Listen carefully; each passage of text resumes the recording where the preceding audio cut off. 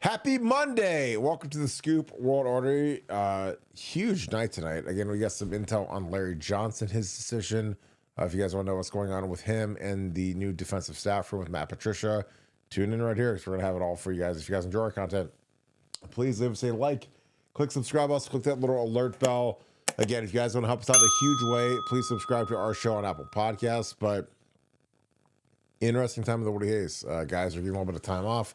Guys are traveling a little bit. Guys are going to Cabo, whatever. But a lot of questions about Larry Johnson. He's kind of the last of the Mohicans, the last guy that we've got standing. What's going on with him, with Matt Patricia, and the rest of the concepts that are going on with our new defense. So I don't know. I feel pretty good about him retaining Edric Houston and Caden McDonald in Nevada. We're going to get right into it. This is a pretty early time to get right into it, but with Larry Johnson, I've always talked to people about how much I admire his technical approach, how hard his guys play for him. Again, I was a guy that played against him when he was at Penn State, and he had really good players, but his kids were good, but they also played really hard because they respected the guy. And now there's a lot of quote unquote smoke around him, potentially like retiring, riding off into the sunset. I don't buy it. And again, I could absolutely eat crap on that, but I just think that where he's at in his career and with what he's done versus what he is doing now versus what he makes now, I would be really surprised if he was going to retire, especially this late as we're almost, hell, we're almost to March and we're mid-February at this point. But what are your thoughts on Larry Johnson? Again, there was a lot made about him and Jim Knowles versus him and Matt Patricia. What are your thoughts on where Larry Johnson stands this season as we head into 2025? Well, it's funny because I got a lot of texts weekend from people that were like, "Oh, what's going on with Larry Johnson?" And I'm like, "What are you guys talking about?" And it was apparently some other website or some other podcast or somebody put out something on Larry Johnson and Ryan Day. So let me just explain to you guys what has gone on and what happened. So the reports are Ryan Day met with Larry Johnson about the Matt Patricia hire, and while that is factually correct, Ryan Day met with all the assistant coaches, especially on the defensive side, regarding the impact and implications of bringing in Matt Patricia from the outside to coach the OSU defense. So it's not exactly breaking news that Ryan Day had a meeting with Larry Johnson about this. And so people are, this report that came out, I hate to, kill the dream about Santa and the Easter Bunny and everything else like that, but it really wasn't that big of a deal. It was a meeting that Ryan had with all the staff. I mean, he had with James Laurinaitis, he had with Matt Grary, he had met with OG Waltz. And they talked about, hey, how's this going to work if we bring in a guy? And how's this guy going to work? We're bringing a guy who runs a multiple front. He's a pro guy. He's got 3 Super Bowls. Will he respect what we're doing? And everything that I've heard has been that it's a-okay. And Larry Johnson's at the point in life where he's making all his kids are grown. All Larry has right now is football. He coaches football. He's paid handsomely, I don't know, $1 million a year or whatever he's paid, with bonuses. I'm sure it's in excess of that. And he gets to coach defensive linemen. And when he's done with this, he's going to go down to Del Boca Vista or whatever it is and run the shuffleboard courts or whatever he's going to do. But that day's not today. And so I wanted to come on. We wanted to have a show. We wanted to talk about this breaking news about the Larry Johnson and Ryan Day. No, it was just a meeting. Larry is a crusty old bird, so Larry is naturally going to be resistant to anybody. It didn't matter who you hired. You could have brought in Nick Saban. You could have brought in Dick LeBeau. You could have brought in the ghost of Buddy Ryan. It doesn't matter. Larry Johnson likes to do things a certain way, and so you need to deal with him appropriately as you deal with any elder statesman who's got multiple national championship rings. You just gotta bring him along slowly to the ideas and bring him there. The other staff members are probably at different points in their life, so they probably have different perspectives on this thing. But this was not some out of the blue meeting, some special meeting, some code blue meeting that they had to have with Larry Johnson. It was part of the regular process of bringing in Matt Patricia. And by all accounts, Larry is okay with as okay with it as Larry's going to be with anything. Larry's not the guy that's going to stand up and go, "Golly jeepers, this is great. Matt Patricia's coming. I can learn from him. And wow, this is going to be awesome." He's just not that guy. So if you get a grunt and kind of a nod and a whatever, that's high praise. And I think that Ryan got the grunt and the nod. And I can tell you that the other staff members are definitely more excited about Matt Patricia being in there. Larry's okay with it, and that's fine. And that's the breaking news on the story of Ryan Day and Larry Johnson's big meeting. All right, so let's go down. We're just gonna go down the career real quick, okay? Because LJ is 73 years old, which isn't 1,000 years old. That's pretty old. And I know every year, everyone's like, "Well, he's gone and he's old, and he's gone and he's old, whatever." But let's get into some of the salary ramifications of retiring. Like he's gone, he's done. Okay, so here we go. So, he's from North Carolina, obviously. Played at Elizabeth City State, which is whatever, nothing. Let's look at the coaching career. 74, he's an assistant, so that means he made 0. 75 to 91, he's at Maurice J. McDonough High School, which, again, I assume that means he's the head coach after 1 year. But, he's there for 16 years. So it's, a high school head coaching job in Maryland, he's making a couple grand a year, probably maybe $5-6 grand a year. Wife, kids, the whole thing. So he's burning through all that. Then he's at TC Williams, which is the show from, I think Remember the Titans. I think that's the team that beat Remember the Titans or lost to Remember the Titans, whatever, for 2 years. Then he goes to Penn State. So he's out of it from 94 to 95. And then all of a sudden he goes to Penn State 96 to 99 as the DN special teams coach. Oh, let's set this up. Excuse me.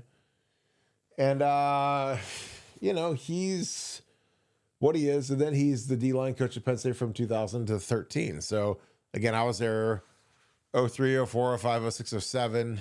And I don't know. Really good at what he did. But, back then, coaches, they got paid a lot of money. Like, again, I'm not trying to default and say that somebody makes $250,000 a year or $300,000 a year is that's an incredible living. That's a great living. Jim Haycock, when he was our D-line coach, was probably making $300 a year, $250 a year. Again, in 2011, when I was on the coaching staff at the Ohio State University, one of the best universities in the world, our coordinators made $350 a year as coordinators. Jim Bowman, Jim Haycock, $350 a year. So if you're a position coach, Nick Siciliano made $150 in 2011 as a quarterbacks coach at the Ohio State, $150,000 a year. So again, you think about where we're at now. Our quarterbacks coach now, who is, Billy Fessler's probably making $600, $700 a year. Brian Hartline's probably going to make $2 million a year.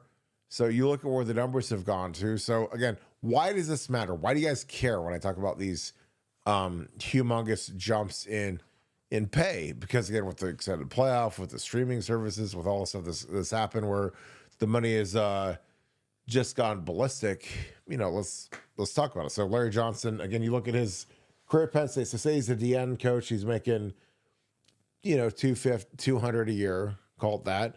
Goes to D-line coach, $250, $300 at most a year. Now, mind you, in 2011, our coordinators at Ohio State, the Ohio State University, where we won national titles and competed for national titles, our coordinators were making $350. So the D-line coach at Penn State is probably making $200-ish, $250-ish. So now you fast forward to 14 to present. So now, LJ as a D-line coach this year will probably make close to $1 million, 950, if not $1 million. So I don't know. Again, I always look at kind of the trajectory, the salaries, how can you set your grandkids up a little bit so that they remember old grandpa LJ or old grandpa whatever? And to me, like I look at what like Urban Meyer. So Urban Meyer was a head coach from 2001 on, and he got paid appropriately. He got paid a lot at Florida, got paid a lot at Ohio State. So when he wants to retire and do the Fox stuff and make $2 million, which again is fantastic money to be the TV guy, like that makes sense because he's got the brass ring. He's made $10 million a year at Ohio State for multiple years and socked money away for his grandkids, for Gigi and Nate and Nikki. But Larry Johnson hasn't really done that. And again, this is not denigrating Larry Johnson, but this is just more of a fact of, talked to Nevada before this. I'm like, look, if I was a position coach and I made $1 million a year and I got to coach Cade McDonald, Edric Houston, Caden Curry, Kenyatta Jackson, I just don't know how I don't know how I'd wake up in the morning if I said, you know what? I can't do this anymore. I'm going to quit. I'm going to move to Florida and retire and get old and die. Go eat ribs. Go eat, go to happy hour. Go do shuffleboard. Go play bingo. Whatever old people do in Florida. Like as opposed to, well, I'm going to stay at Ohio State and recruit straight dogs that we can pay for, and we're going to make $1 million a year or whatever. So I don't know. Like I just, as much as people are pushing LJ to retire, I'm like, well, if he can deal with Jim Knowles, which is like, two battering rams running into each other every day in the office, how can he not deal with Matt Patricia? And again, like there's a sliding scale in life. Like, I mean, if I'm making a certain amount of money and I'm getting bullied and harassed and whatever, but I'm making a very slight amount of money, that's one thing. But if I'm making $1 million a year to be a position coach, then probably hanging there pretty good. Nevada, what are your thoughts? Again, I broke all this down and I've said it over and over again, which is why it's just, there's just context clues when you do this kind of stuff for a living, where it's like, yeah, like it's great to retire and quit, and I hate football and I want to go live in Florida and play shuffleboard, but I mean, walking from almost $1 million a year is insane to me for as a position coach, especially as a D line. Like being a D line coach is just not very hard. As opposed to being a line coach or a coordinator. So I don't know how you do that unless you have some sort of amazing alternative offer. But what are your thoughts on that? Well, I think either you have an amazing alternative offer or you have a workplace situation that's so untenable that you're like, nothing is worth being here because I'm miserable and I've only got a finite amount of time left on the planet, and I just hate being here. And clearly, Larry doesn't fall into that category at Ohio State. Coming off maybe his best performance as a coach. I mean, the job he did this year with those guys, and especially turning them up in the playoffs, where they went from I won't say they were pedestrian during the regular season, but they were good. But then they went to completely dominating. I mean, they dominated the games, down the stretch, and that run of Tennessee, Oregon, Texas, and then Notre Dame, they were just absolutely forces of nature. And that you got, if we're going to blame the position coaches when they do something wrong, you got to give them all the credit in the world when they turn it up, and they took it up to the highest possible level.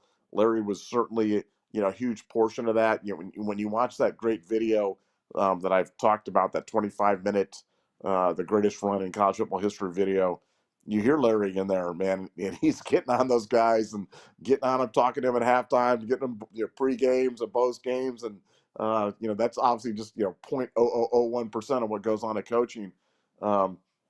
But he was doing work, and they were listening to him, and they were rallying around him, and they believed, and they led us to a national championship. So I'm sure Larry's sitting back and kind of going, retire.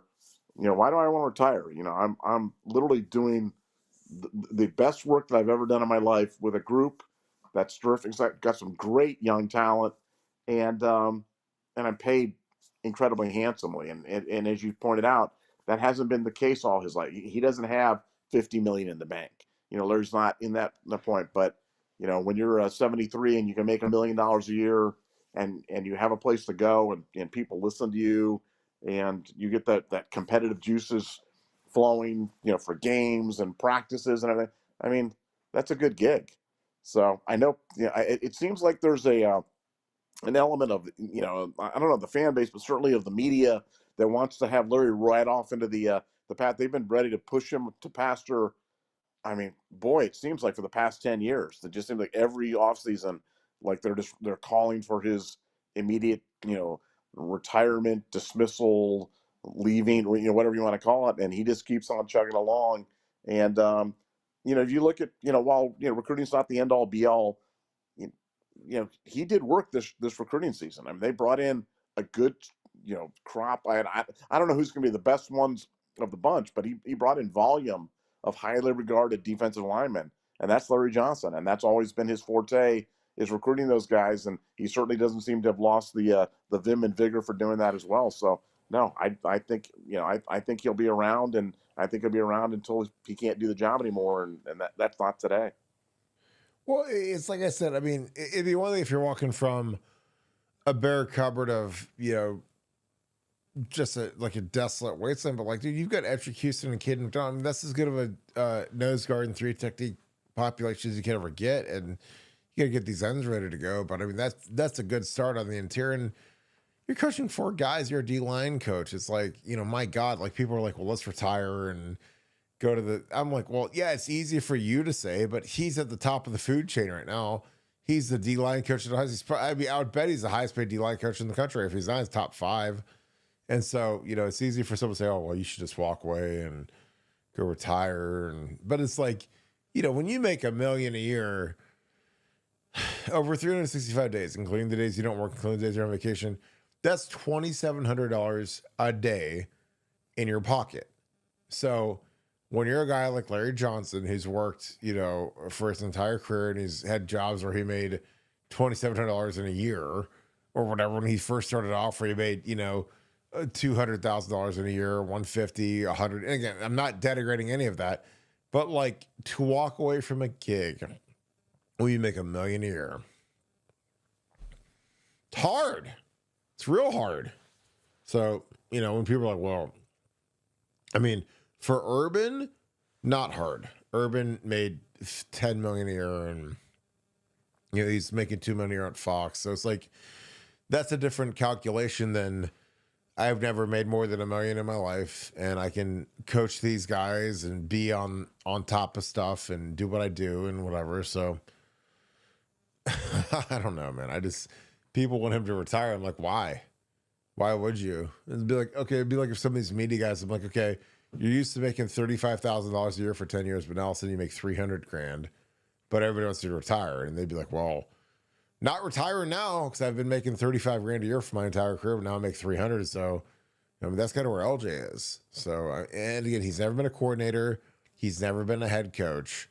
So he's never gotten the huge payday, and he's never been that guy. So I don't know. Nevada, any other thoughts? Again, I think that the staff is kind of coming together, and I think, I would be surprised if LJ bailed on this, because I think that, Matt Patricia's smart, and he's dealt with, Bill Belichick and Pepper Johnson and tons of guys that are, odd guys, 4-down guys, whatever. But what are your thoughts on how this goes with Matt Patricia?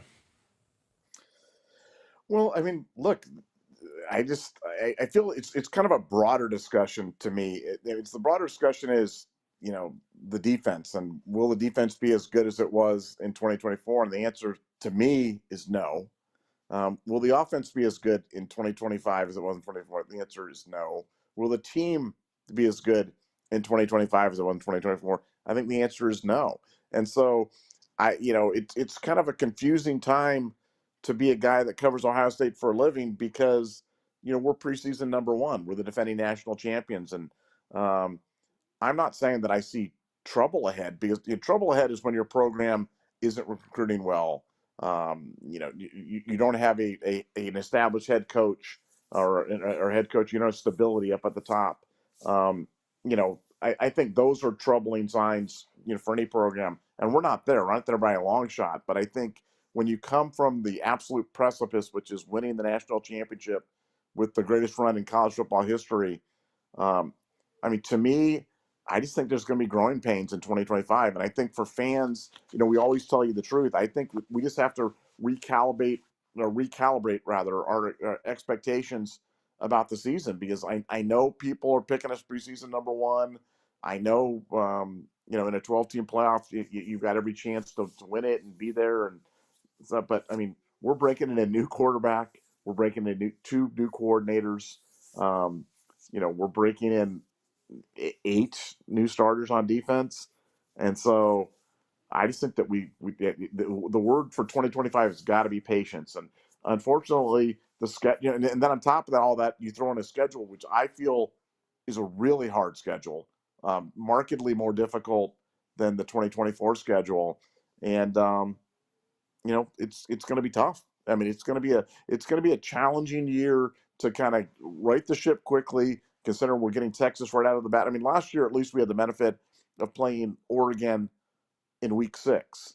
This year we're getting now. Good news is we're getting them at home, but we're getting them right off the bat. We're getting the number 2 team in the country coming in. And if you don't think that they would love to spoil our national championship ring presentation, banner waving, the celebration party after what they had to go through in the college football playoff semifinal and the heartbreak they experienced, man, then you don't understand motivation. They're going to be super pumped to do it. They're going to have the team to do it, and it's going to be a heck of a challenge right off the bat. So I think as Ohio State fans, we can be optimistic certainly about the long term. The long term future for Ohio State is exceedingly bright, but for 2025, man, I worry for Matt Patricia. I worry for Brian Hartline.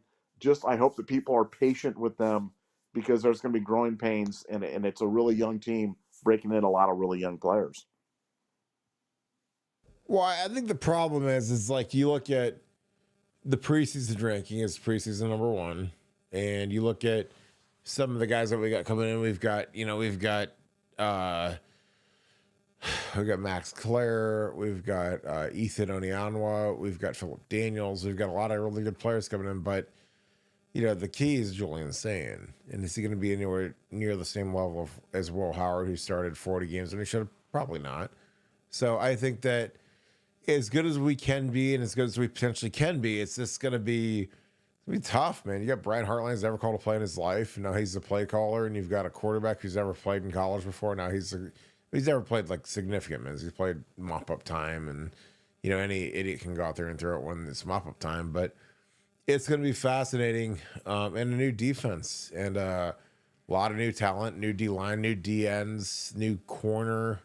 With Denzel taking off, new safeties. It's going to be hard. And again, this is not it's not a knock on our current talent or current coaching staff, but like when you lose like Jim Knowles, who's been excellent, he's been there for 3 years, and you've learned, and you lose Jordan Hancock, Lathan Ransom, Cody Simon, Jack Sawyer, JT, Will Howard, Trey, Quinshawn, Emeka, Donnie Jackson. Again, you have a lot of positions that aren't going to be as good as they were last year. Like Donnie Jackson was fantastic left tackle after the Penn State game. Ethan Onianwa, who we paid a fortune to, is not going to be as good as Donnie was. Donnie erased really good pass rushers, did a great job. Julian Sayin is ultra talented, higher rated recruit than Will Howard. He's not going to be better than Will Howard. There's no chance in the universe. Our running backs will not be as good as Trey and Quinshawn, but they've got a lot of talent. So again, it's up to them to figure out if they can make it work or not. So I don't know about it. Like I try to be very positive about the direction preseason number 1, but the bar is so high right now with last year's team and how proficient Will Howard was, and how good the O-line was, and how good the running backs were. It's tough to go against. What are your thoughts on that? Yeah, I agree. And I just think, if we were preseason number 7 or preseason number 10, I just think that would probably be a little bit, better slotting, because again, we're not in trouble. We're not, like I said, the ship's not taking on water, but man, preseason number 1, when I think of a preseason number 1 team, frankly, I think of last year's team. I think of a team returning, 15 guys that could have gone to the NFL draft. I mean, frankly, that's how many guys we're going to have drafted this year. And, you look at next year and you kind of go, well, how many guys are going to get drafted off of next year's team? And I can guarantee you it's not 15. So, that's the good news. And, that's the good news for 2026. But hey, we just got to kind of take it one year at a time. And And that's what's exciting about football. The team completely turns over every 3 years. Everybody that you're completely wedded to, that you've got a jersey for, they go on and the jerseys move from their backs to hanging up on a wall somewhere or in somebody's basement, using it as a drying towel or something like that. And they find another Kirk Barton, and you find another Caleb Downs, and you find another J.J. Smith, and the train just keeps mugging down the tracks. But hey, next year we're gonna need JJ to be spectacular. We're gonna need Caleb Downs to be great, and we're gonna need these new coordinators to kind of find their wings really quickly, because it doesn't get any tougher than Texas week 1. So we're gonna get it right off the bat.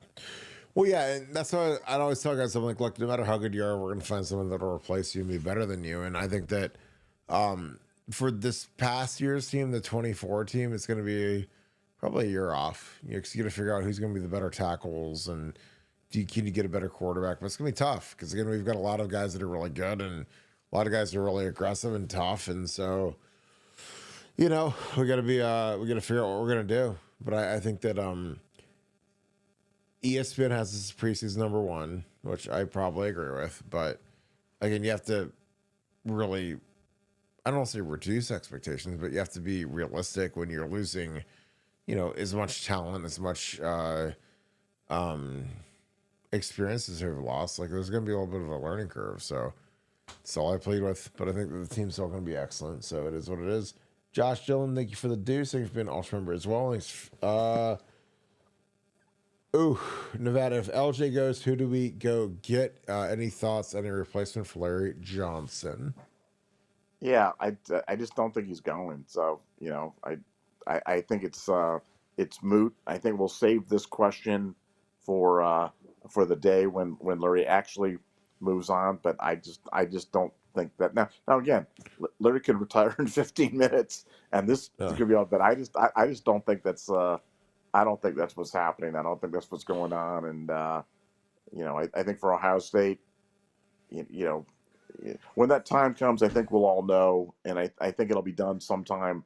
It won't be mid-February. That would seemingly be a weird time for him to hang it up. Yeah, I mean, to me, it's like he would hang it up right after the bowl game. And that's it, and then the team can kind of reconfigure and figure out who's going to be the D-line coach. But I'm with you. This isn't the time. And again, I've been wrong before, but does he really want to retire when he's making the kind of money he makes right now? I don't think so. No, like I said, I've been wrong. It is what it is. D-Sunny, thanks for the 5. I think the best part of it, the 25-minute video of seeing Donovan Jackson sounding like a Roman warrior while talking to the team. Yeah, Donnie's a war daddy and should have been a captain. Really good player. Good use of the number 74. But Nevada, your thoughts on Donnie Jackson leading the team last year? Yeah, it's funny because it's not a side of him that we've really seen before, or really heard before, rather. And it was great. It was great. He absolutely is a war daddy. He absolutely was a guy that stepped up, was an inspirational leader. You saw it on the field. You saw him really demonstrative on the field after big blocks, after big drives, at the end of quarters and things like that. But hearing it, yeah, he should have been a captain. But last year's team, I mean, there are years where it's tough to find one good captain, and that. Yourself. There are years where it's like, man, it's hard to find like a really good captain or two. Last year there could have been 10. There could have been the old, we're going to have all these guys going to be captains. They all would have been worthy. But that's just not the way it broke down. I mean, heck, Will Howard wasn't a captain. And, usually your senior quarterback, I know he was a transfer and he just coming in, but yeah, no, it was a year where we were blessed with a lot in leadership, especially when things are going, when there's challenges for a team. That's when the leaders have to step up, and Donnie stepped up big time. And if you haven't watched the video and you get a chance to see some of his tirades or whatever you want to call them, it's certainly worth it. It was one of my favorite parts of the video. I mean, that's something I always talk about. Is like with leadership and with captains and the rest of the whole thing. It's just like you've got a lot of people that can't really do it, or they don't want to do it, or they're not good at doing it, and then all of a sudden you get guys that have to do it. And like my senior, like I had to do it, and we had some guys that probably weren't ready to be captains or shouldn't have been captains. And sometimes when there's a dearth of seniors, you have to maybe name a guy who's a rotational player or who's not really that good, or he rotates in at whatever position, fullback, and he's got to be a captain because you need a guy. So I think that it's important to, like, I always talk about, like, when you're a captain, you have to be productive. You have to be a good player. You have to play a lot. I know that Ryan Day and Urban Meyer had their little spats where they would name guys that were nice kids or guys that were good whatevers, and they didn't ever play. But this was a year where you legitimately could have probably had 8 captains, and I wouldn't have argued with any of them. And there's been years with Urban and Ryan Day where they would name 8 captains, and half of them didn't deserve to be captains. Like, it's because being a captain at Ohio State, it's not just a LinkedIn title. It's not just something that you can say, oh, I was a captain. It's like, well, okay, well, you're a captain. Well, show me your resume. Okay, were you all Big Ten, or were you all American, or were you that guy, or were you some rotational guy that nobody remembers? Because I played with guys that were captains that they didn't make all conference, they didn't make all American, they didn't make anything. And so it's like, are they really good captains if they don't make any sort of award team? I don't think so. I mean, I think you got to be a high achiever if you're going to be a captain. Because, again, I'm not going to listen to some guy that's a captain who doesn't play and he's a rotational guy, and there's 2 other guys on the roster that are better than he is. So, I don't know. Judah, thanks for the 5. I appreciate you. He says, I like the fact that Tyler Bowen is already going deep into SEC country, quote unquote Arkansas, to offer offensive line talent. Evan Goodwin, 6'6", 350-pound left tackle, class of 2026. Well, it'll be good. If he gets them, great. If he doesn't, then he's a bum, just like all of our other line coaches are. So I think it's worth going into SEC country now. Tyler, obviously played at Maryland and coached at Maryland, coached at Penn State. So we'll see what kind of chops he has. But you get on there, if the guy's any good, you have to pay him a bunch of money. So we'll see how it goes. Nevada, your thoughts on Tyler Bowen going to SEC country to offer an offensive lineman? Yeah, I mean, I said it last night, but this is the first time that I can remember that we've ever had a offensive line coach where, one of the first attributes that you talk about is his recruiting prowess. And, this is a guy that's got, he's not just dreamy and got neat hair and teeth and everything, but I mean, he's a guy that has shown the ability to get big time players. So it's going to be fun. Now ultimately, that's only one part of the equation. We've talked forever and ever about development and technique and tenacity and all the other things that it takes to play offensive line. And but if we could combine a great recruiting tenacity and effectiveness with Coach Mick's strength and conditioning program and the creativity of our offense, and maybe this is an area that we can improve. Maybe this is an area that we can step it up and take it up a notch. And I'm excited to see what he can do. I like just having new blood in there because sometimes new blood can see things differently, and they're not limited by what might have been some of the restrictions of the past, and they just kind of go and say, hey, why can't we recruit in Arkansas, or why can't we recruit wherever? And hopefully we'll get it done. Well, I think that the hardest part is that big fat guys tend to be mama's boys on the O-line and D-line, D tackles, offensive linemen. So when you see where a lot of these guys go, unless you just pay them some stupid amount of money, which again, the Miami Hurricanes paid Samson Okunlola a fortune to go down there. And ever since he's got down there, all he's done is suck. He hasn't done anything. So again, as much as people were depressed and ready to, commit to the insane asylum when we didn't get Samson Okunlola, he sucked. Same with Kenyatta Goodwin. Same with a lot of these guys that people are like, oh my God, we missed on this guy. How could we ever survive? Like, let's see how it all pans out. Tyler Bowen, again, there's been a lot made about his recruiting prowess, and he likes to get on Twitter and Instagram and FaceTime people and, pillow talk with people and play 2K with people. Okay, so we'll see what he lands. Now, again, if he lands Max Riley and Sam Greer, those are 2 guys that are in Ohio that my German Shepherd could probably land. So we'll see how he does. Again, he's not from here. He's from the East Coast, but everyone's like, well, his recruiting prowess is amazing. And I'm like, well, as much as I care about recruiting prowess and sending selfies and kissy faces and lips emojis to all these recruits. Like, I want to see these guys could develop guys, because Justin Fry could develop. So could Greg Sidwara, so could Ed Warner. Just sending kissy face emojis to kids doesn't do it for me. So we're going to find out. And again, this is a kid that's not here yet, and I think he's starting to work on it. I know everything's procedural and everything's done, but as of 8:06, if I type in Tyler Bowen, you seem to be down on him. Are you down on him? Are you kind of like officially? I don't know him at all. Don't know him. Okay. I know that I know one thing. I know that when I look at his Twitter profile, and again, I know it's all procedural, it still says Virginia Tech, even though Pete Thamel broke it. And I mean, hell, we broke it 2 weeks ago, it feels like. And for whatever reason, they haven't officially announced it, or they haven't officially signed it, or they haven't officially done whatever. But like, I'm not saying I'm down on them. It's just more that I'm pro Greg Sidwara. I'm pro Justin Fry. I'm pro Tim Drevno and all the guys that we've had the last years, because I felt like a lot of them got treated unfairly, very unfairly. So now that we have some young 35, again, nothing about his age, but it's like, all I hear about this kid is that, well, he's been a play caller, and he was the quarterback's coach at Virginia Tech, and he's coached offensive line one time in the last 10 years, and he's a great recruiter. And I'm like, well, I don't know what being a great recruiter is, because I don't care. All I care about is can he put a good offensive line on the field? I don't care if you're a big kissy face and you play Call of Duty, and you're the guy that, oh, well, every time someone texts me, I'll text you back 7,000 times. So, because again, that was a knock on Justin Fry. It's a knock on Greg Sidwara. It's a knock on basically every line coach ever, that, well, they weren't as attentive, and they didn't check their DMs every 8 seconds and ask you if you had, a cheesy gordita crunch, or if you had Mexican pizza for dinner.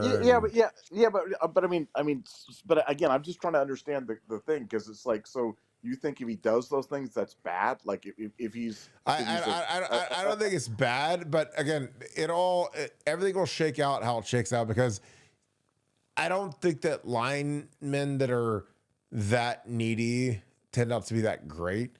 If you're that needy and you're that, well, I need the attention, I need this love and this adoration, I need this, as opposed to just like, hey, I'm here to grind and work, and I don't care about the riffraff type stuff. It's not bad. I mean, when you're a young coach and you haven't really done anything in your career, and you become the line coach here, it's like, it's great.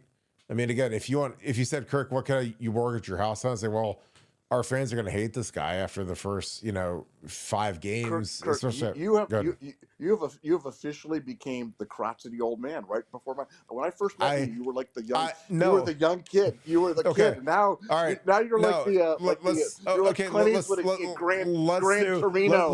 You're like, get off my yard. Let's do the easiest bet of all time. What's the easiest bet of all time?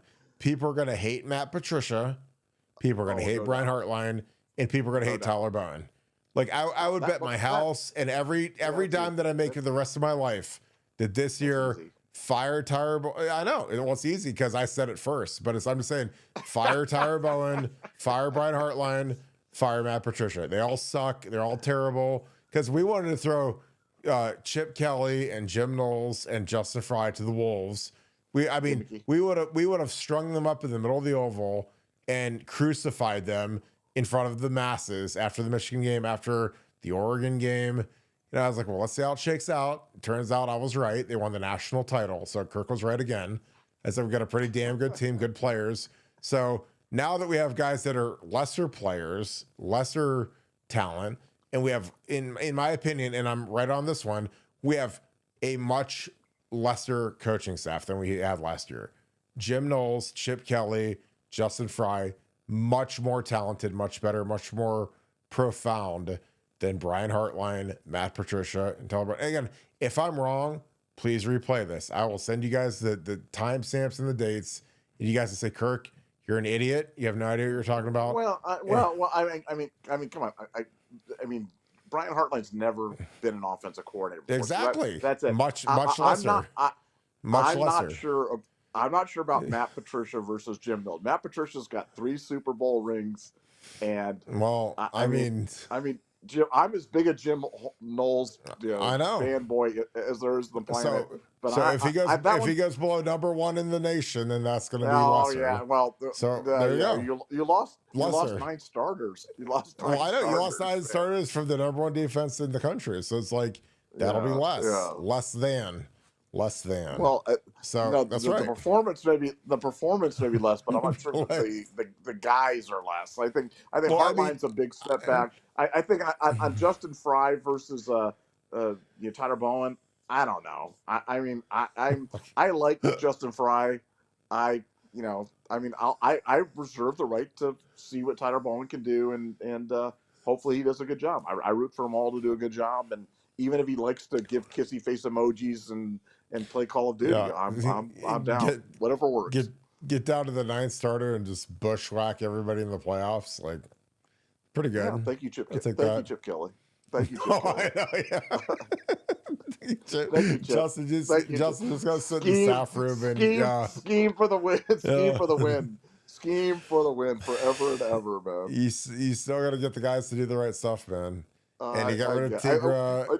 I love. You need to break down. We need to break down the screen pass against Texas for the Trey 75-yard touchdown pass. There literally was no blocking on the play. Nobody blocked. They Well, all ran out that's what good play callers do. That's you don't have to make it. It's like, again, when we lost to Florida in 06, like they had 5 undrafted free agents on their offensive line that beat up Jay Richardson, played 7 years in the league, Vern Golson, 6th overall pick, Quinn Pitcock, first team All-American, David Patterson, captain, all Big Ten. Like, their 5 undrafted guys made our defense look like children. 41 points, 8 million yards, like never got off the field. And we sucked that offense too. So I don't blame anything on the defense, but it's just like, we sucked that offense. But their scheme where they didn't have a single offensive lineman get drafted and none of them had any sort of NFL career. I was just like, that's the greatest scheme I've ever seen in my life. Because their linemen all sucked, every one of them. And magically they bushwhacked the 6th pick in the draft and Jay Richardson with his Buckeyes and being the 6th round pick or whatever it was, and Butch years. I was like, we can't do anything. So it is what it is. Steven Luther, what's up, my man? Thanks for the 5. I appreciate you, my man. This is great. Your prayers have been massive. My daughter Mav has been fighting, and we're hoping to leave NICU in early to mid-March. Nevada, go wow. Bucks. Appreciate you, Steven. That is awesome. We've been thinking about you a lot. That is great news, and our prayers are up for you. Nevada, any thoughts? That is the best super chat ever. That's great. Love it. Appreciate you, brother. That is huge. All right. I don't know, Nevada. Anything else to talk about? We can wrap this thing up. This has been a good show. And our boys are about to take the ice with Jake Ottinger in the net. What are your thoughts? Yeah, I'm gonna watch a little USA hockey and enjoy the if you haven't watched the Four Nations on hockey, man, it's so much fun. And this Thursday night it's gonna be Canada versus the United States for the Four Nations whatever trophy, banner, championship, whatever you're gonna say. And it's going to be an absolute freaking war, so I'm definitely not going to miss that. Yeah, so, and definitely stay tuned. Brady Kachuk's got the A on today. I don't know who the captain's today because Matthews is out. Matthew Kachuk's out. They're holding those guys for Canada. But Brady Kachuk's a unit, and so he's wearing the alternate tonight. So, yeah, it'll be interesting. I don't know who the captain is tonight. It'll be interesting to see who it is because with Matthew Kachuk and Matthews getting held, and also Connor Hellebuck is out tonight, so they're starting Ottinger net. So this will be awesome. So, all right, let's wrap this thing up. As always, we appreciate you guys. If you guys enjoy our content, please leave us a like, click subscribe. Also, click that little alert bell if you guys want a little bit more of this. Make sure you guys subscribe to our YouTube channel and also subscribe to us on Buckeye Scoop on the podcast apps of Apple Podcasts. Make sure you type in Buckeye Scoop, click subscribe. It's a huge way to help us. Make sure you guys shout out where you guys are watching from. Shout out who you guys are watching with. Throw that in the comments and get ready for our next meetup. It's going to be fiery and spicy, likely around the spring game, likely Buffalo Wild Wings. So let us know where else you would like to see us at. But we can't wait to see all of you guys plenty of merchandise drop before then. So as always, if you guys enjoy us, we appreciate you guys being here every night. So with that being said, thank you so much, Buckeye Nation. Thank you, Scoop family. Puck's about to drop. Make sure you guys watch the Four Nations support Team USA. And I appreciate you guys. I hope you guys have a great night. Thank you so much. See you guys tomorrow at 7:10. Go Bucks.